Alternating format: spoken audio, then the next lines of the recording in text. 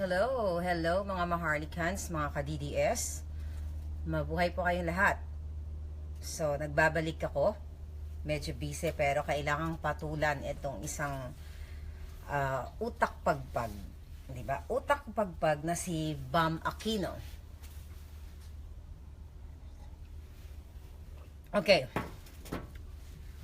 Ayan, dumadami na po tayo.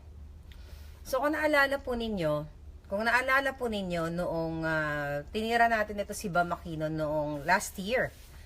'Di ba? Dahil meron po siya, umpisahan natin yung ano niya last year, yung kanyang kabobohan. Noong last year po, meron siyang may panukalang bill itong si Bam Aquino na Zero Food Waste Act. Naalala niyo po ba 'yon? Na ito yung naglalayon na kolektahin, okay, na kolektahin ang mga tira-tirang pagkain sa mga restaurant, karinderya, di ba? Naalala niyo po 'yon. So yung bill na po 'yon nakapending pa rin hanggang ngayon. So ibig sabihin hindi pa po naaaprobahan na ang gusto mangyari ni Bam Aquino na ang mga Pilipino, ang mga mahirap na Pilipino ay kakain ng tira-tira na galing sa restaurant. Okay, na-topic na natin to pero i-recap lang natin dahil may bago po siyang kabobohan. Okay, regarding dito sa EU grant nga. So kung makikita po ninyo kung gaano kabobo mag-isip, okay, itong mga Aquino, na si Bam Aquino nagpapanggap na si yung itsura niya, nagpapanggap na si Ninoy, na akala naman niya kagalang-galang yung ina-idolize niyang tiyuhin niyang bogok na isa sa mga dahilan kung bakit nalugmok ang mga Pilipino. But anyway, itapik natin itong Bam Aquino na to, diba? Again, yung pagbag bill niya na nakapending hanggang ngayon na gustong ipakain sa mga Pilipino ang mga tira-tirang pagkain imbes na bigyan ng fresh. Okay, kung talagang maganda ang kanyang panukala, bakit hindi bigyan ng pagkain na fresh yung mga Pilipino? Okay, yung mga mahirap. Kumbaga, again, sabi ko nga, dinidegrade ang pagkatao ng ating mga kababayan. Okay, kumbaga yung dignidad ng tao lalo mong binababa. 'Di ba? Ikaw ba ipagmamalaki mo na ang hapunan mo ay tira-tira bilang isang mahirap o kahit anong ordinaryong Pilipino? Nakakatuwa ba 'yon? But anyway, hindi po ako magfo-focus sa Zero Food Waste Act na 'yan. Kaya ko lang po binanggit 'yan para i-correlate natin ang kabobohan nitong bobitong Bam Aquino to. Anyway, for sure alam niyo na po na sinabi niya regarding dito sa grant. Unang-una, bakit ba tinanggihan ni Pangulong Duterte yung EU grant? Okay, kaya po niya tinanggihan, okay, dahil nga po ang gusto ng EU, okay, di ba, naalala niyo po ba na nagkalat si Leni Robredo na ang fake vice president na ang extrajudicial killings, okay, yan na naman, yung so-called extrajudicial killings na umabot na sa 7,000, ngayon 9,000 na ang mga pinapatay ng Pangulong Duterte. So, ang gusto po ng EU, okay, at saka yung sa death penalty na gustong buhayin ng Duterte administration, ayaw po ng EU yon. Okay, yung dahil sa extrajudicial killings na mali na ipinamamalita ng mga dilaw, ang gusto ng EU makialam sa atin. Okay, kaya ayaw ng Pangulong Duterte kasi ayaw niyang mag-intervene nga itong mga taga-EU na ito. Okay, yun po yung dahilan. At ang sabi pa ng EU noon na magkakaroon ng, instead of free, okay, ito, sunod ko po, yung tariff-free exports to Europe ay hindi na magiging tariff-free yun. So parang sisingilin na po tayo. So I think doon nagalit yung Pangulong Duterte na magbibigay sila ng grant pero para tayong asong ulol. Okay, nasusunod-sunod sa kanila. So balikan natin ng 2015. Yung EU po nagbigay ng panahon ni Noynoy Aquino.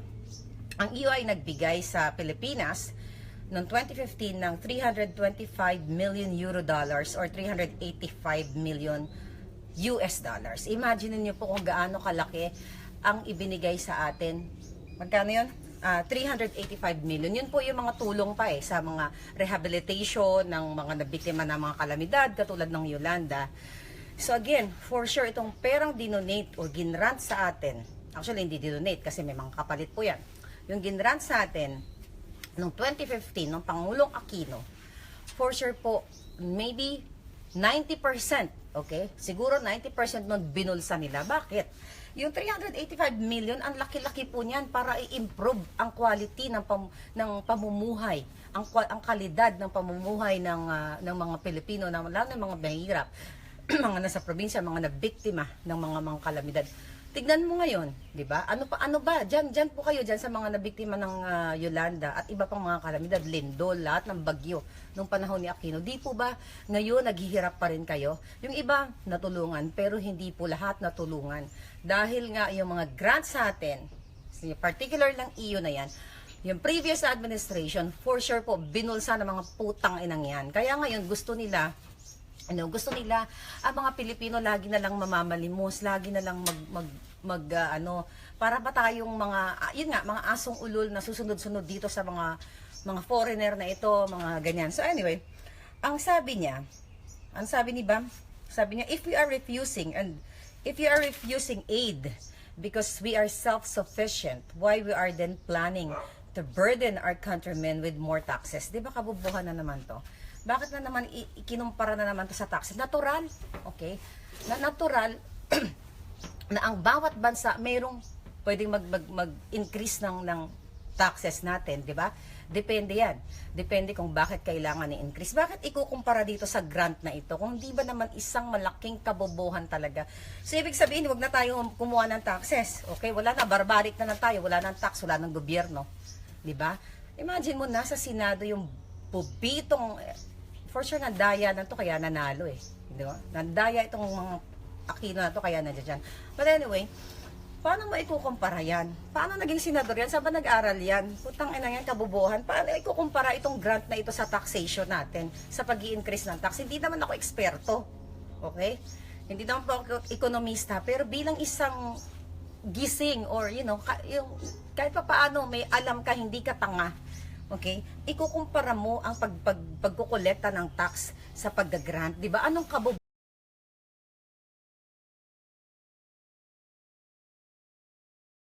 Tumawag. So may tumawag po, natural. Na buong mundo mag-ikot ka. Okay, mag-ikot ka.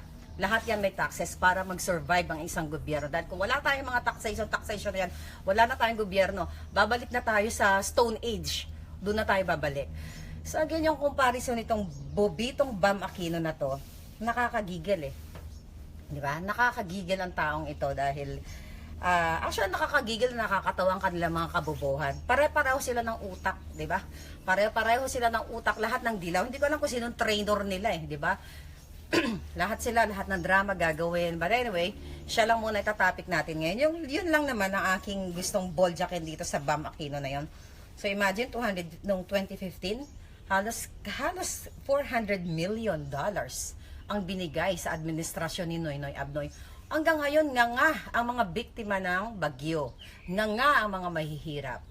'Di ba? So yun po yung malungkot na katotohanan. Tapos ngayon, ang Pangulong Duterte gustong ipakita sa buong mundo na kaya natin maging independent. Of course, syempre, yun nga eh. Mayroon silang hidden agenda.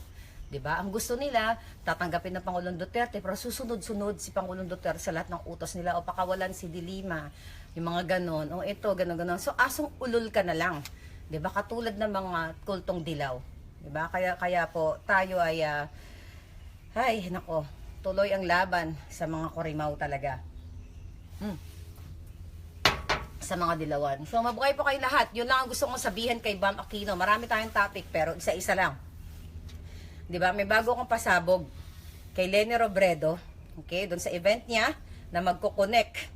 Okay, i-connect na naman natin yung dots kung sino talaga ang may ano niyan, may ano tawag nito, may propaganda or author nitong event niya na pagpunta sa Amerika sa June 17. So, sa susunod na po na video 'yon. Dahil nakuha ko po lahat, kagabi umattend ako ng mga ka-DDS doon, is doon yung isa sa mga sources ko. So, napicturean ko po lahat ng nakalagay sa invitation, lahat ng mga litanya doon, pati yung mga pangalan ng board of directors, kung sino yung behind ng event na yon at yung behind ng FASO na yon, Filipino-American Symphony Orchestra. So, nakuha ko po yung mga pangalan. So, sinearch ko, ginugol ko sila lahat kung kanino-kanino sila mga pangalan nagko-connect. So, sa susunod na video na po yung mga pasabog na yan. So, mabuhay kayong lahat. at tuloy ang laban. Huwag po tayong tumulad sa mga kultong dilawan na utak pagpag ang laman. Mabuhay po!